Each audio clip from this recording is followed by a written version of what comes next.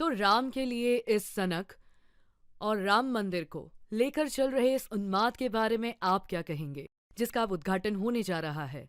आप इसे कैसे देखते हैं? क्या ये सब सही है?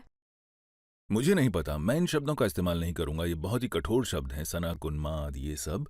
क्योंकि 7-8 हजार साल बाद भी अगर कोई प्रेरणा बना हुआ है तो उनमें कोई बात तो जरूर होगी। एक या दो लोगों के लिए नहीं, लाखों करोड़ों लोगों के लिए। अगर कोई हजारों साल बाद भी प्रेरणा बना हुआ है तो कुछ तो जरूर होगा। अगर हम उसे नहीं देख पाते तो क्या तब आप कहेंगे कि ये सनक है, ये है, वो है, ये भक्ति है। इसे उन्माद या सनक क्यों कहा जाना चाहिए? क्या ये, मैं एक और शब्द का इस्तेमाल करूंगी जो कि फिर आप कहेंगे कि कठोर है, ये विभाजनकारी नहीं है? विभाजनकारी क्यों है? क्योंकि ये दो समुदायों को अलग करता है। अच्छा, इसकी कहानी भयानक रही है, और भयानक से मेरा मतलब है खून भरी कहानी, हत्याओं की कहानी, दंगों की कहानी।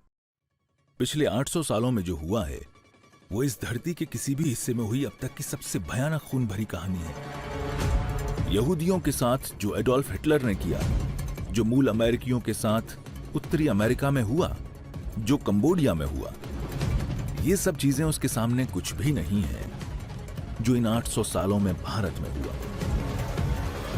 और अगर आपको नहीं लगता कि यह खूनी कहानी है और उन लोगों में कोई पछतावा नहीं है जिन्होंने ये सब किया, और बस लोग अपनी आस्था के लिए जमीन का एक छोटा सा टुकड़ा वापस चाह रहे हैं, तो ये विभाजनकारी है। क्यों ये विभाजनकारी है? मैं गौर कर रही हूँ कि आप जमीन शब्द का इस्तेमाल कर रहे हैं, मंदिर का नहीं। क्या ये जानबूझकर है? ये जमीन ही है, लेकिन मंदिर भक्तों के दिलों से बनता है। वो भूमि बस एक जमीन ही है, पर लोगों के लिए पावन है क्योंकि वो उनका जन्म स्थान मानती है। और जाहिर है अब कोई सवाल ही नहीं बचा है कि वहां मंदिर था या नहीं। सिर्फ ये एक मंदिर नहीं, हजारों मंदिर ध्वस्त किए गए थे क्योंकि यही नीति थी कि इन्हें ध्वस्त किया जाए और भविष्य में भी किया जाएगा। अगर हम इन्हें सुरक्षित नहीं रखेंगे तो भविष्य में भी ध्वस्त किया जाएगा। आज भी पाकिस्तान और बांग्लादेश में ये हो रहा है। फिर ये विभाजनकारी क्यों है? क्यों हर कोई उस चीज से संतुष्ट नहीं हो सकता और अपनी चीजें कर सकता है, जो कुछ भी वो मानता है? मैं बिना किसी मान्यता के रह सकता हूं, पर शायद लोगों को मानने के लिए कुछ चाहिए, इसलिए वो मानते हैं। लेकिन मैं ऐसा कैसे सोच सकता हूं कि जो मैं मानता हूं वो सही है, तुम्हारा गलत है, और तुम्हें सिर्फ इसलिए मर जाना चाहिए क्योंकि तुम वो मानते हो जो मैं नहीं मानता? अगर आप इसका समाधान नहीं करते और ऐसे शब्द बोलते हैं तो ये सब क्या है? ये कहां से आ रहा है? आपने अतीत की बात की, अतीत की लड़ाइयों की बात की। क्या दूसरी गलती करने से पहली ठीक हो जाएगी? देखिए, कोई दूसरी गलती नहीं हो रही है, बस एक निवेदन है।